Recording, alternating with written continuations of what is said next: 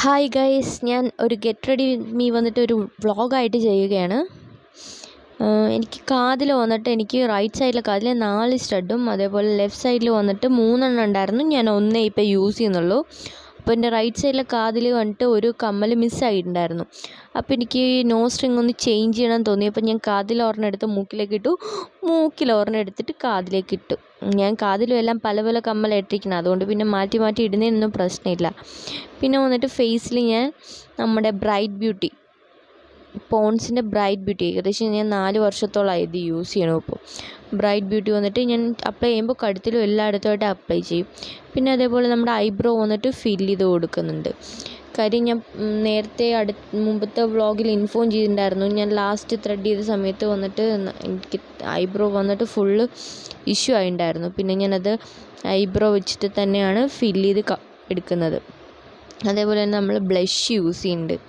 ഇപ്പോൾ എത്ര വന്നിട്ട് ഡള്ളായിരിക്കുന്ന ഫേസിലാണെങ്കിൽ കൂടെ ബ്ലഷ് യൂസ് ചെയ്ത് കഴിഞ്ഞാൽ ഒരു ബ്രൈറ്റ്നസ് ആയിരിക്കും.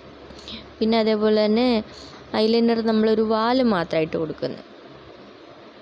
ജസ്റ്റ് കണ്ണ് ഫുള്ളായിട്ട് വന്നിട്ട് ഐലൈനർ ചെയ്യില്ല, ലൈൻ ചെയ്യില്ല, ജസ്റ്റ് ഒരു വാല് മാത്രമാണ്. പക്ഷേ അതൊക്കെ വന്നിട്ട് കുളമായി ഗൈസ്, വലുതും ചെറുതൊക്കെ ആയി പോയിട്ടുണ്ട്. പിന്നെ വന്നിട്ട് ലിപ് ബാം യൂസ് ചെയ്തു.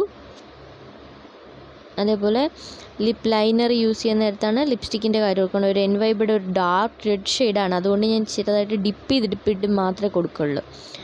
അത് വന്നിട്ട് ചെയ്ത് കൊടുക്കുന്നുണ്ട്. അതിൻ്റെ മേലെ കൂടെ റെഡ് കളറാണ് നമ്മുടെ ലിപ്സ്റ്റിക്ക് വന്നിട്ട് ഡിപ്പ് ചെയ്ത്. അപ്പോൾ ലൈറ്റ് ഒരു പിങ്ക് ഷെയ്ഡ് പോലെ വന്ന്, പിന്നൊരു മെറൂൺ ഷെയ്ഡാണത്. മെറൂൺ ഷെയ്ഡ് ലിപ്പ് ലൈനർ വെച്ച് ലൈൻ ചെയ്ത് അത് സ്മഡ്ജ് ചെയ്ത് കഴിഞ്ഞപ്പോൾ എനിക്കിഷ്ടമായി. നല്ലൊരു കളറായിട്ട് നമുക്ക് വന്നിട്ട് കിട്ടിയിട്ടുണ്ട്.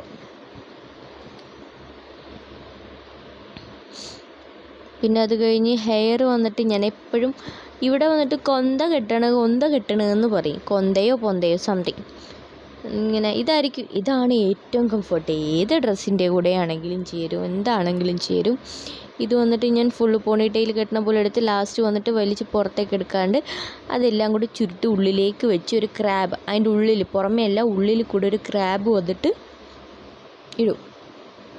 ദെൻ അത് കഴിഞ്ഞ് 2 സൈഡിലും നമുക്ക് ആ ഹെയറിൻ്റെ പോർഷനിൽ മുടി ഇങ്ങനെ വലിച്ചിടും. കാര്യം നമ്മുടെ മുടി അവിടെ വന്നിട്ട് ഭയങ്കര തിക്നെസ് കുറവാണ്, നെറ്റി കയറിയിട്ടുണ്ട്, അതറിയാതിരിക്കാൻ വേണ്ടി ചെയ്യുന്നതാണ്.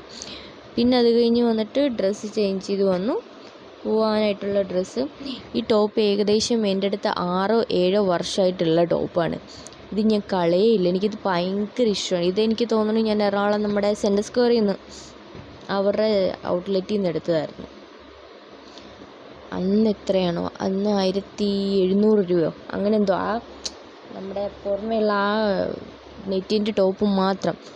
പക്ഷെ എനിക്കത് അത്ര ഇഷ്ടമായിട്ടാണ് ഞാൻ അന്നത് പർച്ചേസ് ചെയ്ത്. ഇത്രയും നാളായിട്ടത് പോയിട്ടുമില്ല, ഞാനത് കളഞ്ഞിട്ടുമില്ല. പിന്നെ ഞാൻ ചെരുപ്പിട്ട് നോക്കിയപ്പോൾ ചെരുപ്പ് എനിക്ക് അതിൻ്റെ കൂട്ടത്തിൽ അത്ര ആപ്റ്റായിട്ട് തോന്നിയില്ല. സോ അതിൻ്റെ കൂട്ടത്തിൽ ഞാൻ ഷൂ ഇട്ടു. അതാണെങ്കിൽ നമുക്ക് എവിടെ വേണമെങ്കിലും ഓടിപ്പോവാം, എങ്ങനെ വേണമെങ്കിലും എന്തും ചെയ്യാം, പ്രശ്നമൊന്നുമില്ല. പിന്നെ ആസ് യൂഷ്വൽ സ്പെക്സ് ഏതാണോ മാച്ചിങ് എന്ന് നോക്കി